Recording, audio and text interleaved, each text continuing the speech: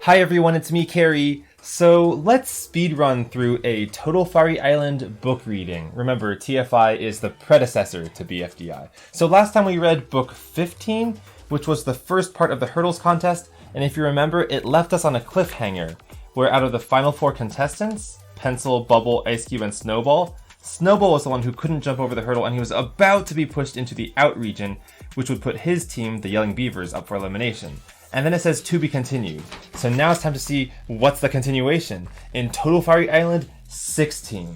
And this one is logically called Hurdles 2. So I've uploaded the scans to the Google Drive, which is where we're going to read them. So the first page, what I first noticed is that Firey's hair is looking a little crazy. He's only got 3 spikes this time, but they're way taller than they normally are, so that just means that the heat is getting hot. This is the third to last book after all, which means in just 2 books from now, we're going to figure out who actually wins this entire contest. So anyway, does Snowball finally get pushed into the out zone? Well, he's in the air, he tried his final jump, because remember, the only physical skill that Snowball's not good at is jumping for some reason, and then we can't quite see, is he going to make it over? Is his trajectory high enough? And then boom, he gets hit in a very strange part of his body, and it looks like he's in pain. But we still don't know if he's going to make it over or not, because he could climb one way or the other. Gravity doesn't really know. So in the next one, we can see that he's actually climbing over. He's making progress to the left. And as we can see, the hurdle, because it's made out of some gelatinous, malleable substance, it's about to be sucked under the region between the conveyor belt and the out region.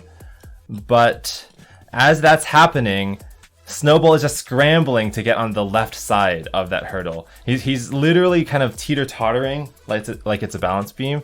And then it finally shunks under. And I'm sure you can just imagine that like satisfying sound in your ear. Shunk!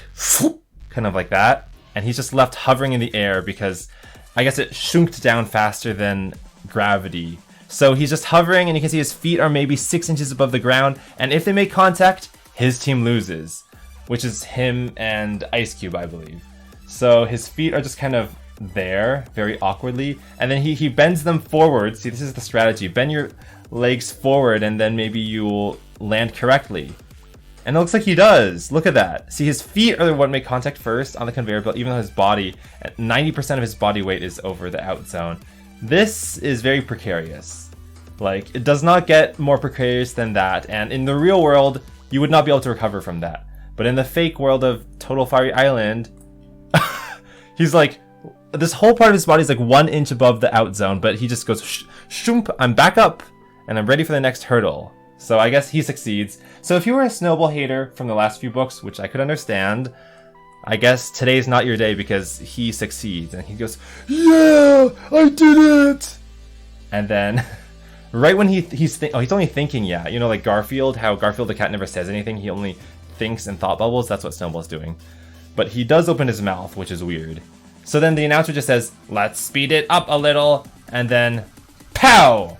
The end.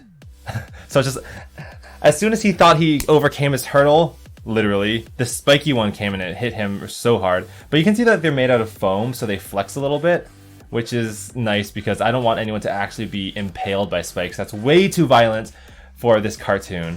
But it doesn't mean that Snowball's eliminated, it just means that his team, the Yelling Beavers, are down to 1 person, Ice Cube, and the Murderer Trout still have 2, Pencil and Bubble.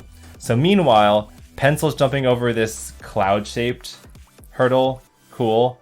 And then this, I feel like, is a filler page, or a filler spread, because it's just Bubble jumping over a gear-shaped hurdle, Ice Cube jumping over a vertical cloud, and they're getting taller and taller, Pencil's jumping over a flower-shaped hurdle, and Bubble is jumping over a hammer-shaped hurdle, and this is all very reminiscent of BFDI 1B, where Leafy, Coiny, and Ice Cube are in the boat flying above the mayhem weird objects in the sea, because this is just nonsensical. And also BFDI-A when they're sharing the favorite screens. Really, no plot is advanced. And then it just continues. So and they're getting like less stressed out because Pencil is looking quite relaxed as she's jumping over this tree. Ice Cube over an ellipse, Bubble over a skyscraper. Oh, Ice Cube literally over the fish monster, so that's kind of premonition. That's foreshadowing for what's going to happen a year later in BFDI 1B. Then it's Bubble over a number, Pencil over something, I don't know what that is. Pencil again over spikes. I don't know why it did Pencil twice. Bubble over some weird Jenga tower. Ice Cube through this tunnel of floating something, like a neural synapse in the brain. Ice Cube twice in a row over this weird jack-o'-lantern thing. Pencil over herself, Bubble over Needle, Pencil over this caution sign, Bubble through this strange maze, which is also reminiscent of in episode 11 of BFDI in Lofty when they're in the sky and Leafy's trying to escape from the maze of nails. So there's a lot of kind of connections there. The way he goes like, whoa, whoa. I'm sure you all know. And then Ice Cube through this weird tunnel where Ice Cube has to jump, let gravity pull her down a little bit, but then before she hits the spike, she has to somehow move upward again. And that's pretty much it. That's the entire book. Now, I will tell you that I have read through Total Fiery Island 17 and 18, so I've finished the series in my head. And I have scanned it, I just haven't uploaded it yet. And way more happens in TFI 17. There's drama and like personal beef between the Match Alliance, as well as Ice Cube and Flower, which I think explains some of the interactions moving into season 1. So if you thought this book was a little plot light, the next book is going to be very plot heavy. Anyway, I said we would speedrun this book. I think we did. Thank you for watching, and goodbye!